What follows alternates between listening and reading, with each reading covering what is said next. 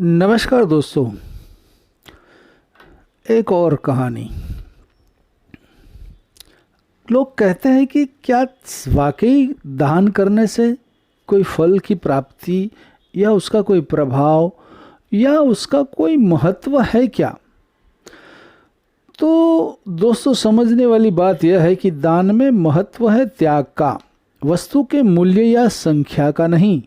ऐसी त्याग बुद्धि से जो सुपात्र को यानी जिस वस्तु का जिसके पास अभाव है उसे वह वस्तु देना और उसमें किसी प्रकार की कामना न रखना उत्तम दान है। निष्काम भाव से किसी भूखे को भोजन और प्यासे को जल देना सात्विक दान है। संत श्री एकनाथ जी की कथा आती है कि वे एक समय प्रयाग से कारों पर जल लेकर चढ़ाने के लिए श्री रामेश्वरम जा रहे थे। रास्ते में जब एक जगह उन्होंने देखा कि एक गधा प्यास के कारण पानी के बिना तड़प रहा है, उसे देखकर उन्हें दया आ गई और उन्होंने उसे थोड़ा सा जल पिलाया। इससे उसे कुछ चेतना सी आ गई। फिर उन्होंने थोड़ा थोड़ा करके सब जल उसे पिला दिया। वह गधा उठकर चला गया।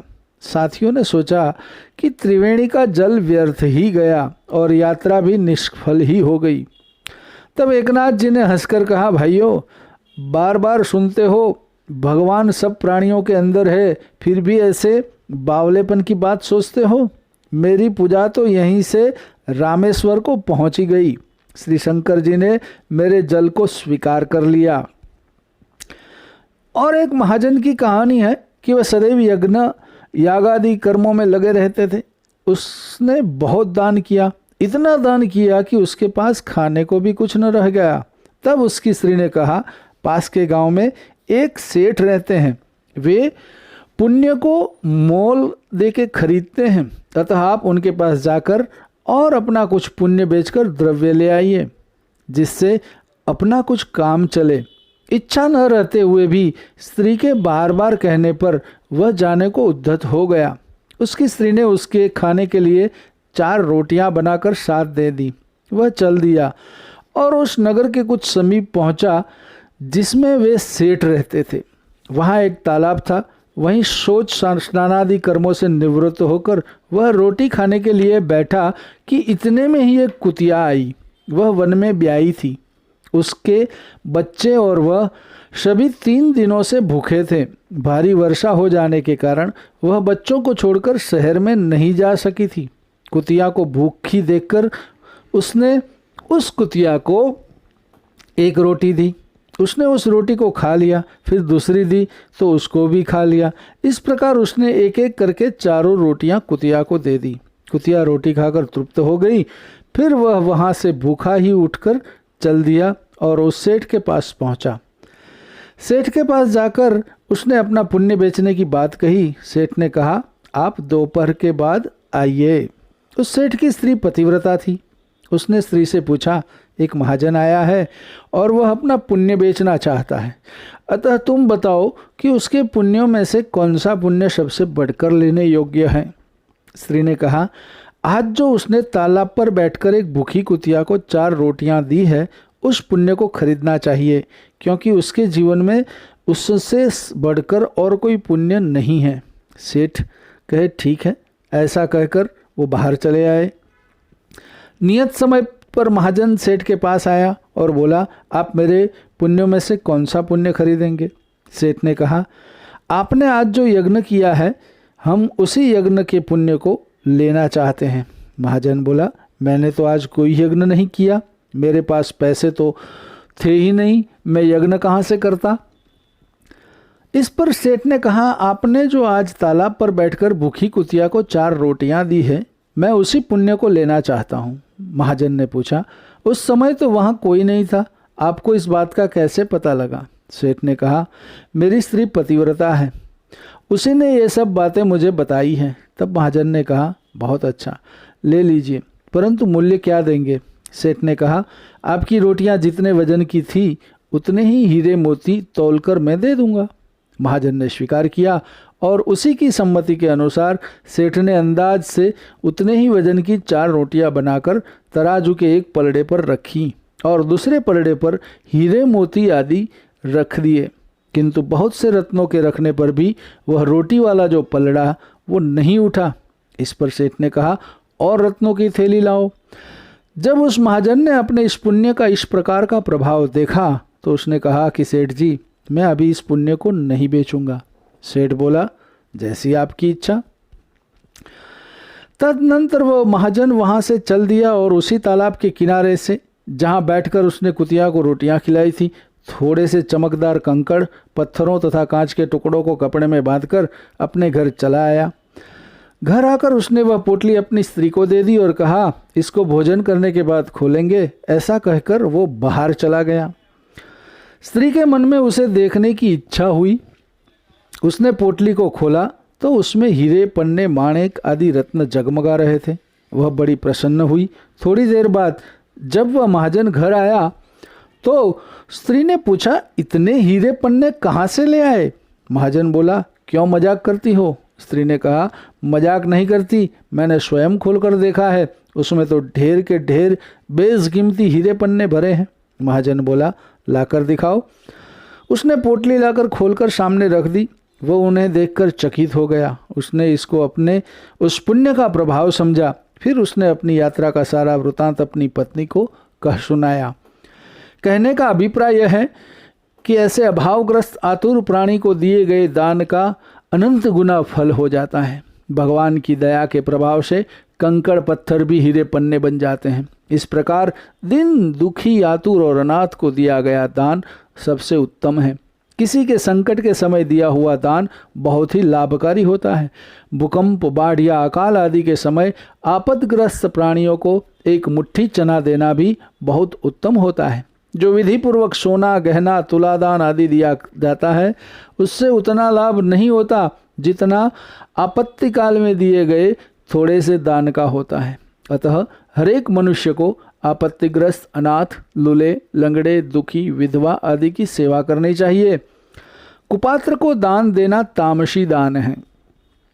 मान बढ़ाई और प्रतिष्ठा के लिए दिया हुआ दान और राजसी दान है, क्योंकि मान बढ़ाई, प्रतिष्ठा भी पतन करने वाली ही है। आज तो यह मान बढ़ाई हमें मीठी लगती है, पर उसका निश्चित परिणाम पतन ही है। अतः मान बढ़ाई की इच्छा का त्याग कर देना चाहिए, बल्कि यदि किसी प्रकार निंदा हो जाए तो वह अच्छी समझी जाती है। कबीरदास जी हमेशा कहते हैं कि निंदक नियरे राखिए, आंगन कूटी छवाए, बिन पानी साबुन बिना निर्मल करे शुभाए। इसलिए परम हित की दृष्टि से मान बढ़ाई के बदले संसार में अपमान, निंदा होना उत्तम है। साधक के लिए मान बढ़ाई मीठा विष है और अपमान, निंदा अमृत के तुल्य है। इसलिए निंदा करने वाले को आदर की दृष्टि से देखना चाहिए, परंतु कोई भी निंदनीय पापाचार नहीं करना चाहिए। दुर्गुण, दुराचार बड़े ही खतरे की चीज है, इसलिए इनका हृदय से त्याग कर देना चाहिए। अपने सद्गुणों को छिपाकर दुर्गुणों को प्रकट करना चाहिए। आजकल लोग सच्चे दुर्गुणों को छिपाकर बिना हुए ही अपने में सद्गुणों का संग्रह बताकर उनका प्रचार करते हैं। यह सीधा नरक का रास्ता है। अतः मान बढ़ाई की इच्छा हृदय से सर्वथा निकाल देनी चाहिए। संसार में हमारी प्रतिष्ठा हो रही है और हम यदि उसके योग्य नहीं है तो हमारा पतन हो रहा है। मान बढ़ाई, प्रतिष्ठा चाहने वालों से भगवान दूर हो जाते हैं, क्योंकि मान बढ़ाई, प्रतिष्ठा की इच्छा पतन में ढकेलने वाली है। मान बढ़ाई को रौरव के समान और प्रतिष्ठा को विष्ठा के समान समझना चाहिए। यही संतों का आदेश है। यह ध्यान रखना चाहिए कि सुपात्र को दिया गया दान दोनों के लिए ही कल्याणकारी है। कुपात्र को दिया गया दान दोनों को डुबाने वाला है। जैसे पत्थर की नौका बैठने वाले को साथ लेकर डूब जाती है, उसी प्रकार कुपात्र दाता को साथ लेकर नरक में जाता है। दान के संबंध में एक बात और समझने की है।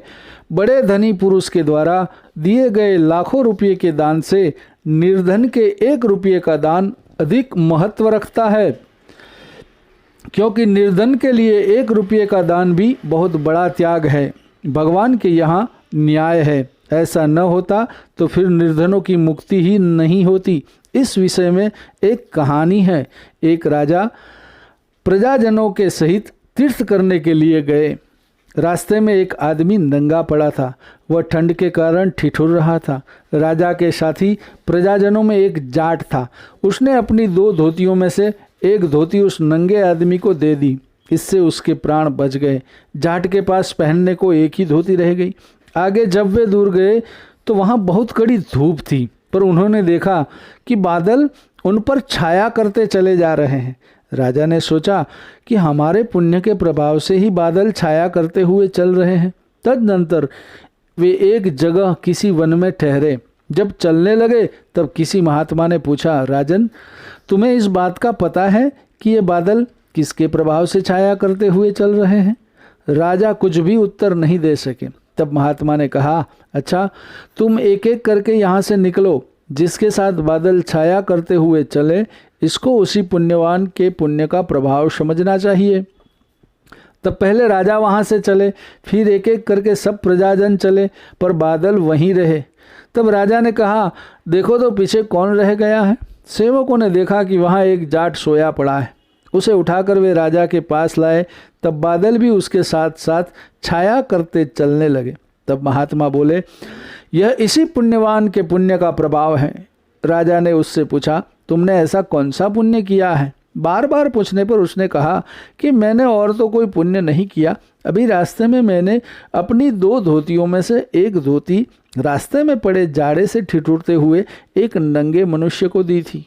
इस पर महात्मा ने राजा से कहा, राजन, तुम बड़ा दान करते हो, परंतु तुम्हारे पास अतुल संपत्ति है, इसलिए तुम्हारा त्याग 2 धोती में से एक दे डालने के समान नहीं हो सकता। इस प्रकार दान का रहस्य समझकर ही दान करना चाहिए। और दोस्तों, हमेशा दान का कुछ न कुछ प्रभाव हमारे जीवन में पड़ता ही पड़ता है। तो कलयुग में दान देना एक सबसे बड़ा पुण्य का काम बताया गया है। तो सभी को अपने योग्यता के हिसाब से, अपनी जो परिस्थिति है उसके हिसाब से आगे दान करने चाहिए। उम्मीद है आपको ये कहानी भी अच्छी लगी होगी। ऐसे ही नई कुछ कहानियाँ लेकर फिर से प्रस्तुत रहूँगा। तब तक मुझे प्रबोध दवे को आज्ञा दीजिए। नमस्कार। ओम नमः शिवाय। हरि ओम।